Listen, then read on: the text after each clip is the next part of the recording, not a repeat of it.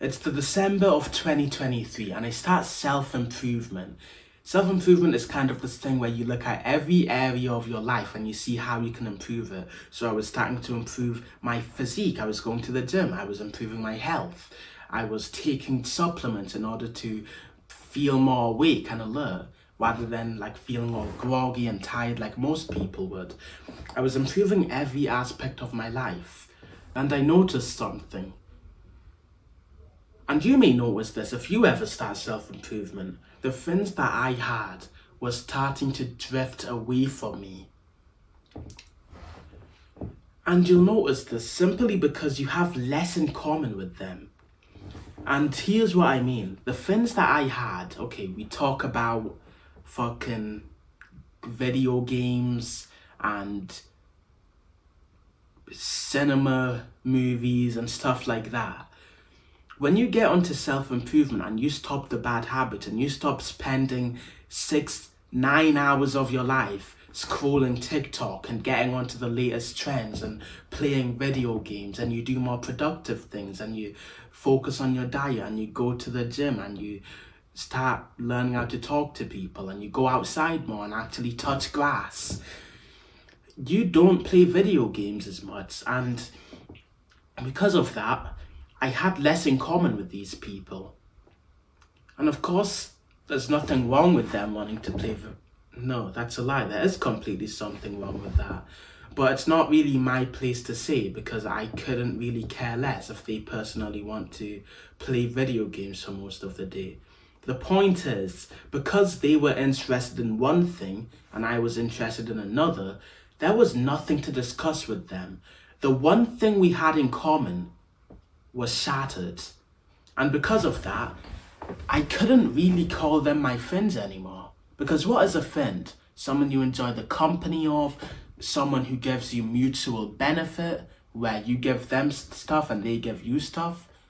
It's a transactional relationship where two people enjoy each other's company most of the time because they have some sort of thing in common or multiple things in common, along with trust. Well, the thing is, I didn't really trust these people.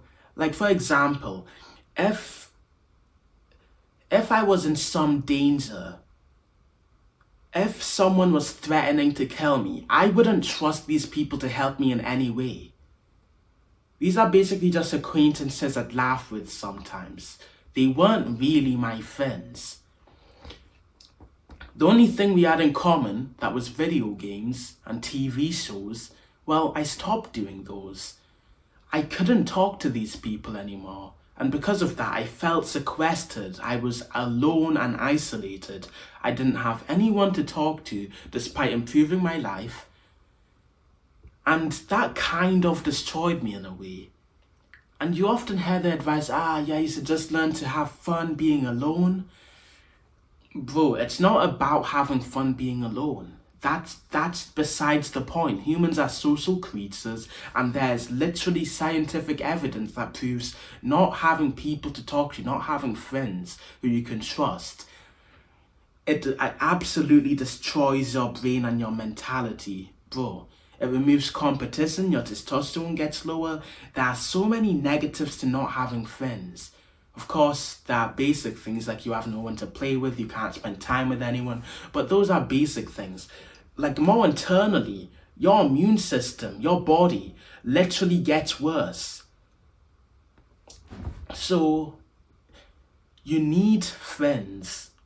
And not like these little friends who play video games all the time and you can't even trust them to do something for you.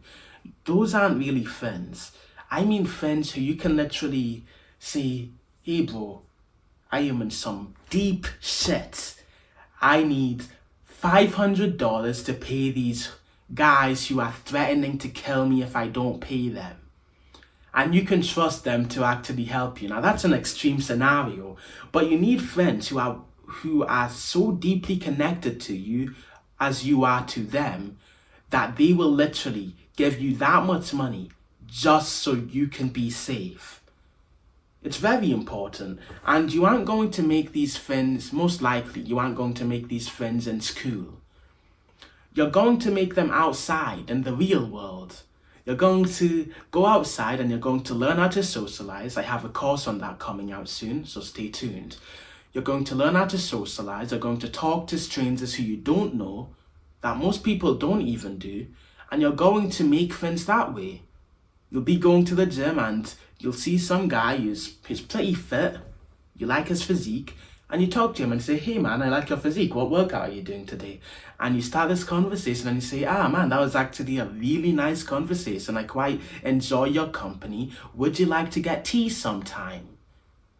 I mean, that was just a random example I came up with, but you can literally say that to someone and it's fine.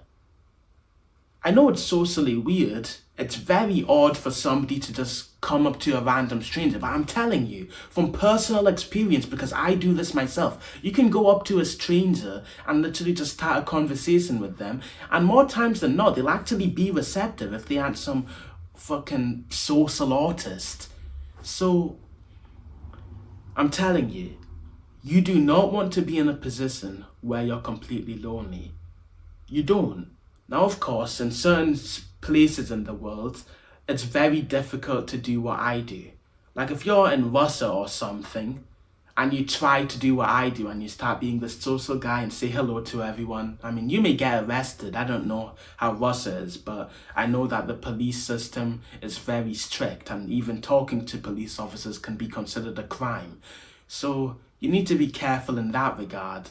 But if you're in a country that is a bit more lenient, it's fine. Go up to people, say hello. Don't make excuses saying that your country isn't lenient. It most likely is. Say hello to people. Get out of your comfort zone. And I'm telling you, you'll make so many more connections and you'll be so much more fulfilled in life. I hope this helps you. And remember, consistency is over a lifetime. Bye-bye.